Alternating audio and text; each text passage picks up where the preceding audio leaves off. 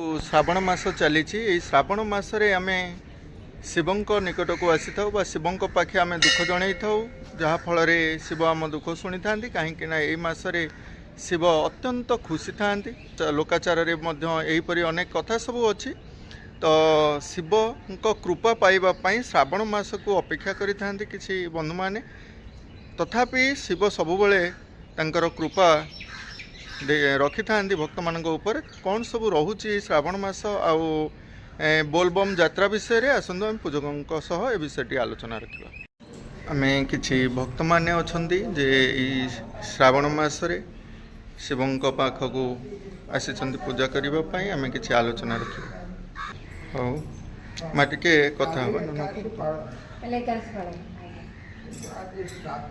जेहेतु श्रावण मास आम टे जानवा चाहूँ श्रावण मास कहीं शिवों माने मुंडरे जलाभिषेक होता है कहीं जल लगी कर बुझा चाहूँ जल लगी तो सब महादेव मुंडे करा हुए जेहेतु श्रावण मसटा हूँ महादेव मास से मसरे से पृथ्वी पृष्ठ में आसती हरिशयन एकादशी पर तेणुक से श्रावण मसरे विशेष भाव में महादेव पूजा कराए करने द्वारा मनुष्यर भल होता है शिवों पाखे जलाभिषेक होता है कहीं श्रावण मसरे जल बहुल परिमाण में मिलता है से नुहे तो अच्छा आज्ञा आउ गोटे कथा रोचे कि जिते शिवों पाखे ऊपर गोटे शिवलिंग उपर गोटे अच्छी गड़ू बड़ गड़ुटे अच्छी आम जहाँ जाचे समुद्र मंथन समय शिव जो गरल पान करते से मुंड थंडा रखापी देवलोक कार्यक्रम बर्तमान आम प्रथार हो आसूची जे कि प्रति समय से ठोपा ठोपा पानी शिवलिंग उपर पड़ुची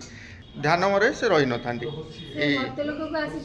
श्रावण मास अच्छा आपण शिवों भक्त कई कहते आज्ञा आम आमर श्रेष्ठ जड़े कई था जमती श्रेष्ठ गुरु जमती आध्यात्मिक क्षेत्र में 33 कोटी भगवान क्या आम निजस्व आराधन रखी था आपंकर किए अच्छा कौट महादेव अच्छा शिवों भक्त आप बोलबम जाऊँ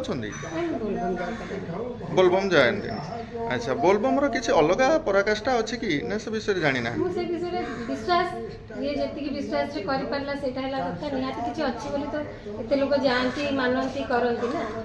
जेहेतु आप शिवंकर भक्त शिवंकर गोटे बड़ भोग अच्छे आज्ञा से हूँ गंजेई भोग जानते से विषय बर्तमान गंजेई एक निशारे परिणत हो सारा आज्ञा छोट पिलाठू आरंभ कर समस्त बस गंजेई टाणुंट बोलबम यात्रा लक्ष्य नहीं कि आज्ञा यह ठीक कर नहीं भोग हिसाब से आम जो घर्षण हो शिवलिंग आम घर्षण व्यवहार करता हाँ माँ बहुत बहुत धन्यवाद शिवंकर पूजार समय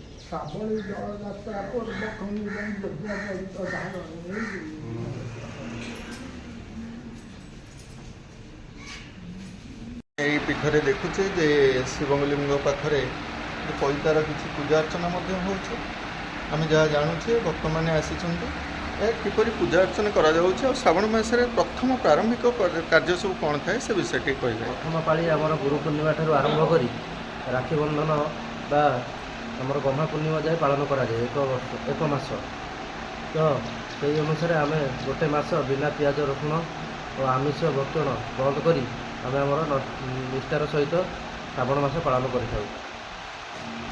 महादेव पानी आम चारिपाड़ी भितर महादेव पाखक आम जेकोसी ओडार शैवपीठ हो आम नहीं जल अर्पण कर କିଛି କଥାରେ ଅଛି କିଛି ଭକ୍ତମାନେ କହୁଥିଲେ ଯେ କିଛି ଦୂର ଯାତ୍ରା କରିବାକୁ କଲେ କୁଆଡ଼େ ଶିବ ଶୀଘ୍ର ଡାକ ଶୁଣିଥାନ୍ତି, ଏ ବିଷୟରେ କିଛି କରିବ? ପଦଯାତ୍ରାଟା ବହୁତ ଦୂର କରିବା ପାଇଁ ନାଇଁ ଚାହୁଁ। ଆଜ୍ଞା, ମୋର ପ୍ରଥମତ କଥା ହେଲା ମନରେ ଭକ୍ତି ଥିବା ଦରକାର, ନିଷ୍ଠାର ସହିତ ଯିବା ଦରକାର।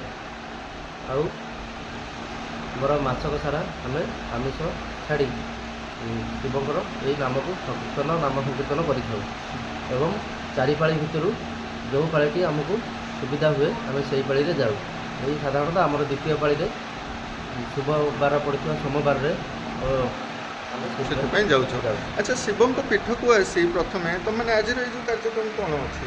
ଆଜି ଆମର ଅଛି, ଆଜି ଆମେ ଗଡ଼ ଲୋକନାଥ ମନ୍ଦିର ଯିବାର ନିଷ୍ପତ୍ତି ନେଇଛୁ। ତ ସେଥିଲାଗି ଆମେ ଏବେ ବୃନ୍ଦାବନ କଲୋନୀ ଶିବ ମନ୍ଦିର ପାଖରେ ଆମେ ସଂକଳ୍ପ ଯାତ୍ରା ଆରମ୍ଭ କରୁଛୁ ଏବଂ ରାତିରେ ଆଜି ପାଣି ଉଠେଇବୁ। କାଲି ସକାଳେ ପ୍ରଭୁ ଲୋକନାଥଙ୍କ ଗଡ଼ ଲୋକନାଥଙ୍କ ପାଖରେ ସମର୍ପିତ ପାଣିକି କରିବୁ।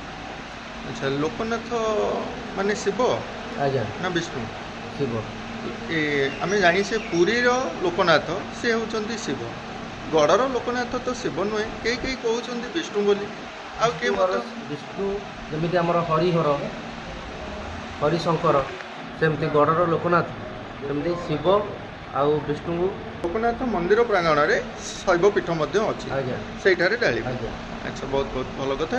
ଆଚ୍ଛା, ଆଉ ଟିକେ ଜାଣିବା, ଯେଉଁ ସକାଳୁ ଭାର ନେଇକରି ଯେଉଁ ଯାଇଥାଉ ଆମେ ନଦୀ ଘାଟକୁ, ସେଇଠି କି ପ୍ରକାର ପୂଜା ଅର୍ଚ୍ଚନା କରାଯାଏ ଆଉ କ'ଣ ସବୁ ଭୋଗ ଲାଗିଥାଏ? ସେଠି ସାଧାରଣତଃ ଆମେ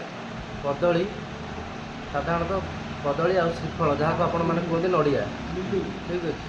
ତ ସେଇ ଆମେ ତାକୁ ବେଲପତ୍ର, ଦୁଦୁରା ଫୁଲ, ଅରଖ ଫୁଲ, ଯେକୌଣସି ଶିବଙ୍କର ଯେକୌଣସି ଫୁଲ, ବେଲପତ୍ର, ଗଙ୍ଗାଜଳ, ଚୁଆ, ଚନ୍ଦନ, ତାକୁ ଆମେ ଯେକୌଣସି ପୂଜାର ସମୟରେ ଆମେ ନିଜେ ପୂଜା କରିଥାଉ ନା ବ୍ରାହ୍ମଣଙ୍କ ଦ୍ୱାରା ପୂଜା କରାଯାଏ? ପୂଜା କରିଥାଉ, ଯାହାକି ଆମେ ମାସ ସାରା ଆମେ ତାକୁ ପାଳିକି ନିଷ୍ଠାର ସହିତ ପାଳିଥାଉ। ସେଠୁ ଆମେ ନିଜ ହାତରେ ନିଜ ପ୍ରଭୁଙ୍କୁ ସମର୍ପଣ କରି ଆମେ ଆମ ଯାତ୍ରାଟି ଆରମ୍ଭ କରିଥାଉ। ସଂକଳ୍ପ ପୂଜାର ବ୍ୟବସ୍ଥା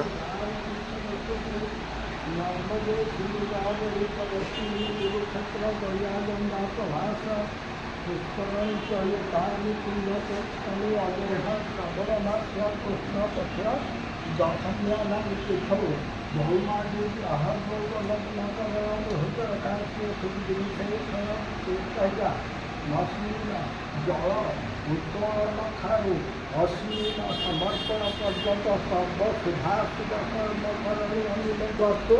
ଆପଣଙ୍କ ପାଖରେ ହେଲା ଶ୍ରୀମାନ ସୁଜିତ ନିରାବରମଣେ ସର୍ବମଙ୍ଗଳ ନିମତେ ଗଣେ ଅଶ୍ଳୀଳ ଅଭିନୟ।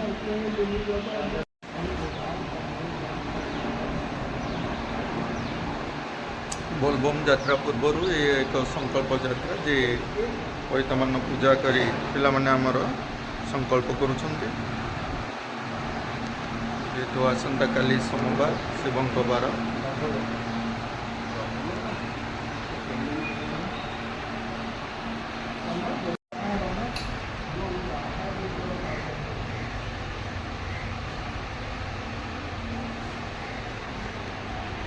ବର୍ତ୍ତମାନର ଯୁବପିଢ଼ିମାନେ କିଛି ବୋଲବମ୍ ଯେଉଁ ଯାତ୍ରା କରୁଛନ୍ତି ସେଥିରେ ବହୁଳ ପରିମାଣର ଗଞ୍ଜେଇ ଟାଣୁଛନ୍ତି। ସେମାନେ ସେଥିପାଇଁ ବୋଲବମ୍ ଯାଉଛନ୍ତି, ଅନ୍ୟତ୍ର ବିଡ଼ୁମାନଙ୍କରେ ଆମେ ଯାହା ନଜର କରିଥିଲୁ। ଏଥି ବିଷୟରେ କିଛି କହିବେ? ଆଜ୍ଞା, ଗଞ୍ଜେଇ ଯେଉଁ ଟାଣୁଛନ୍ତି ସାଧାରଣତଃ ଶିବଙ୍କର ପସନ୍ଦ ଗଞ୍ଜେଇ, ତା ମାନେ ନୁହେଁ ଯେ ଆମେ ଅତିବୃଷ୍ଟି କରିବା। ହଁ, ବହୁଳ ପରିମାଣରେ ବ୍ୟବହାର କରିବା ନାହିଁ। ଗଞ୍ଜେଇ ଟାଣନ୍ତି। ଆଉ ବହୁତ ବି ଯୁବପିଢ଼ି ଅଛନ୍ତି ଯେ ଗଞ୍ଜେଇ ପାଇଁ ହିଁ ବୋଲବମ୍ ଯାଉଛନ୍ତି। ତ ଖୋଲମ ଖୋଲା ଏଠି ଟାଣି ପାରୁନଥିଲେ, ତ ବାହାରକୁ ଯାଇକି ଭଗବାନଙ୍କ ପ୍ରସାଦ ବୋଲି କହିକି ଟାଣୁଛନ୍ତି।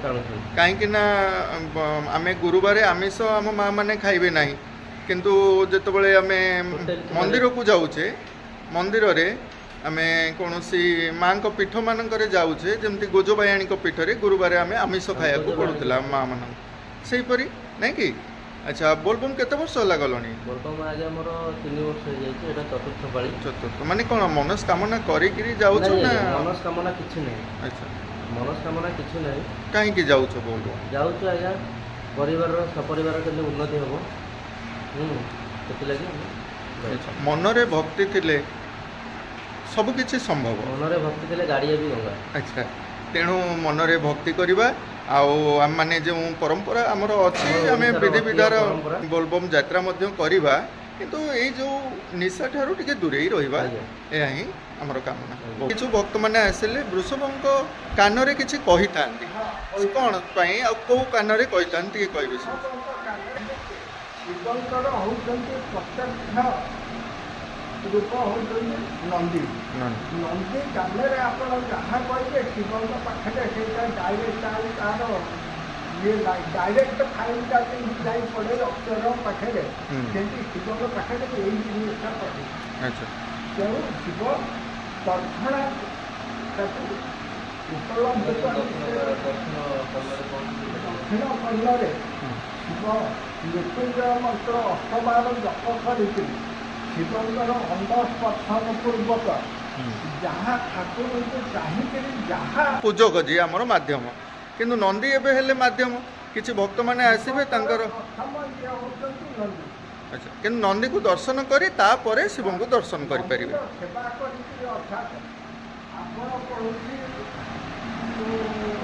कर्म क्षेत्र को जानते कर्म क्षेत्र में ये प्रथम अगुआई रहा ताकू आपण जब यूज करें आपण लाइक अक्षर पाखे पहुँच पारे हाँ आज्ञा यहीपरी कार्यक्रम मध्य होउछि काहेकि ना जड़े मालिक पाखरे वर्कर जड़े काम आज्ञा जमा करूना किंतु से सब बेले मालिक आसी पहुँची जो मैंने से मालिक सामने पहुँची जाए आ बहुत कथा कही चले किंतु जो पिला माने भल काम करूता से माने आसी पारंतिनी से रूपरेख दौरान तो आउ कौन आउ शिवंकर बाहन जेहेतु नंदी आपण देखु कौन से अक्षर प्रथम विश्वस्त होकर ड्राइवर कि परिचायक जे रही रोषे करते सी होती सबुटाई विश्वस्त से शिवंकर सबुटाई विश्वस्त होती नंदी तेणु नंदी की सेवा करने द्वारा निजे स्वयं शिव ताको आशीर्वादात्मक फल हाँ आज्ञा बहुत बहुत धन्यवाद अब आम अष्टभुजा जे कनक दुर्गा भाव में स्थान पूजा पाउछन्ति आसतु आम बर्तमान जानिबा माँकर रूप विषय एवं ये पीठरे आम जहाँ देखुच आज्ञा किसी खोदित अच्छी ये विषय टी आम जानवा चाहूँ आज्ञा माँ विषय टी कह दुर्गांकर जो सप्तशती आज्ञा हुए सप्तचंडी रही सप्तशती नवदुर्गार मुख्य होती महाकाली महालक्ष्मी महासरस्वती महालक्ष्मी महाकाली महासरस्वती तेणु तांकर प्रतीक स्वरूप जो नवदुर्गांकर प्रतीक स्वरूप ये जो आमर मूर्ति देखुंट महाकाली महालक्ष्मी महासरस्वती त्रिगुणात्मक रूप से पूजा पाते नवदुर्गा जो रही नवदुर्गांकर मुख्य होती महाकाली महालक्ष्मी महासरस्वती जेहेतु आमर ये दुर्गा पीठ कनक दुर्गा बोली कनक दुर्गा अच्छा ना कनक दुर्गा बोली नामकरण कहीं कहीं कनकपुर माँ को आम कनक दुर्गा बोली कही था आरंभ आमर जो मूर्ति रही नामकरण गोटे पिलाटे हेले नामकरण कर प्रथम दुर्गा स्थापना होते से नामकरण अनुजाई आम जमती जानूचे शिव कपिलास बास करते बर्तमान आम सब बास कर शिव को जो डाकिले आम पाइपे से नामकरण सहित किसी सेपरी न थाए तांकर रूपरेख को लेकिन आम जानी था माँ कनक दुर्गा बोली जे अष्टभुजा धारणा कर पूजा करा जाए केत जगार 16 दिनात्मक पूजा हुए केतक स्थान नवदिनात्मक पूजा हुए आमर ये नवदिनात्मक पूजा हुए ना 9 रूप से पूजा पाती प्रतिदिन ठाकुरंकर नीतिकांति जमी हवा कथा आज्ञा ना आम माँ काली आ महाकाली महालक्ष्मी महासरस्वती बोली आम कहूचे खाली कौन माँ काली आम कहीपरानी महा कहीं लगौचे महाकाली बोली कहीं कहूचे काली अवतार कहीं नहीं काली जितेबले दुनियार पाप भार अधिका होता दुर्गा जो शक्ति की ପ୍ରଥମେ ଦୁର୍ଗା ଇଏ କରିଥିଲେ କାଳୀ ରୂପରେ ନେଇଥିଲେ। ଅବତାର ନେଇଥିଲେ। ଇଏ ଲକ୍ଷ୍ମୀ ଦୁଇ ଭଉଣୀ। ନାଇଁ ନାଇଁ ହଁ। ମହାକାଳୀ ସେ ଉଗ୍ର ରୂପରେ ସେତେବେଳେ ଇଏ ରହିଥିଲେ। ସେଥିପାଇଁ ତାଙ୍କୁ ଲକ୍ଷ୍ମୀ ମହାକାଳୀ। ହେଉଛନ୍ତି ଜଗତାତ୍ମିକ ସମସ୍ତଙ୍କର ମଙ୍ଗଳ ପାଇଁ। ଲକ୍ଷ୍ମୀ 8ଟା ରୂପରେ ପୂଜା ପାଆନ୍ତି, ଅଷ୍ଟଲକ୍ଷ୍ମୀ ରୂପରେ ପାଆନ୍ତି। ଧନ ଲକ୍ଷ୍ମୀ, ଯଶ ଲକ୍ଷ୍ମୀ, କୀର୍ତ୍ତି ଲକ୍ଷ୍ମୀ, ଆୟୁ ଲକ୍ଷ୍ମୀ, ବିଦ୍ୟା ଲକ୍ଷ୍ମୀ, ସନ୍ତାନ ଲକ୍ଷ୍ମୀ। ଲକ୍ଷ୍ମୀ 8ଟା ରୂପରେ ଏମିତି ପୂଜା ପାଆନ୍ତି। ତେଣୁ ସେଇ ଅଷ୍ଟଲକ୍ଷ୍ମୀଙ୍କର ଗୋଟେ ରୂପ ହେଉଛି ଦୁର୍ଗାଙ୍କର ଗୋଟେ ରୂପ ହେଉଛନ୍ତି ଲକ୍ଷ୍ମୀ। ମହାଲକ୍ଷ୍ମୀ ମଧ୍ୟ ଜାଣିଲେ ମହାକାଳୀ ଯେ ଅବତାର ନେଇଥିଲେ, ମହାଲକ୍ଷ୍ମୀ ମଧ୍ୟ, ମହା ସରସ୍ୱତୀ ଯେ ଜ୍ଞାନର ଦେବୀ ହେଉଛନ୍ତି ମହା ସରସ୍ୱତୀ। ମା ସରସ୍ୱତୀ ବୋଲି ଆମେ କହିଥାଉ। ମାଙ୍କ ପୂଜା କଲେ ଆମର ପାଠ ଭଲ ହୁଏ, ଏ କଥା ଛୋଟବେଳୁ ଆମେ ଜାଣିଥିଲୁ। ଇଏ ହେଉଛନ୍ତି ସେଇ ମା ସରସ୍ୱତୀ ବା ମହା ସରସ୍ୱତୀ ବୋଲି ନନା ରଖିଥିଲେ। ଏହି ସ୍ଥାନରେ ଆମେ ଦେଖିଲେ 10 ଅବତାର ମଧ୍ୟ ଖୋଦିତ ଅଛି, ଯେ ମତ୍ସ୍ୟ, କଚ୍ଛପ, ବରାହ, ନରସିଂହ, ବାମନ, ପରଶୁରାମ, ରାମ, ବଳରାମ, ବୁଦ୍ଧ, କଳ୍କି। ଏହି ସ୍ଥାନରେ ମଧ୍ୟ ଆମେ 10 ଅବତାର ଦେଖୁଛେ ଏବଂ କୃଷ୍ଣଙ୍କର ଅନେକ କିଛି ଲୀଳା ଏଠାରେ ଖୋଦିତ ହୋଇଥିବାର ଆମେ ଦେଖିପାରୁଛେ। ଏବଂ ବନ୍ଧୁର ସମ୍ପର୍କ, ସୁଦାମା ସହ ତାଙ୍କର ସମ୍ପର୍କ ମଧ୍ୟ କାଳନ୍ଦୀ। ଆମେ ଏଇ ଚିତ୍ର ମାଧ୍ୟମରେ ନନା କିଛି ଜାଣିବାକୁ ଚାହୁଁଛୁ। ଅହଲ୍ୟା ଉଦ୍ଧାର ଯେ ରାମ ଅବତାର ନେଇଥିଲେ ତ୍ରେତୟା ଯୁଗରେ। ଏହି ତ୍ରେତୟା ଯୁଗରେ ରାମ ମଝିରେ ଲକ୍ଷ୍ମଣ, ବିଶ୍ୱାମିତ୍ର ତାଙ୍କର ଗୁରୁ, ଯେ ମାନେ ତାଙ୍କର ଅଧ୍ୟୟନ ସାରି ସେମାନେ ଯାଉଥିବା ସମୟରେ ଅହଲ୍ୟା ରୂପରେ ଏଇଠାରେ ଆମର ପାଷାଣର ଅର୍ଥ ପଥର ହୋଇଥିଲେ।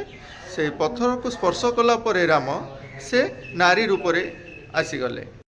ଆଜି ହେଉଛି ଦ୍ୱିତୀୟ ସୋମବାର। ଏହି ଦ୍ୱିତୀୟ ସୋମବାରରେ ଆମର କାଉଡ଼ିଆ ବନ୍ଧୁମାନେ ସୁନ୍ଦର ଭାବରେ ଯେ ଜଳ ନେଇ ଆସୁଛନ୍ତି, ଭକ୍ତମାନେ ଶ୍ରଦ୍ଧାରେ ଜଳାଭିଷେକ କରିବାକୁ ଯାଉଛନ୍ତି। ହୁଏତ ସୁନ୍ଦର ବରପ୍ରାପ୍ତ ହେବା ପାଇଁ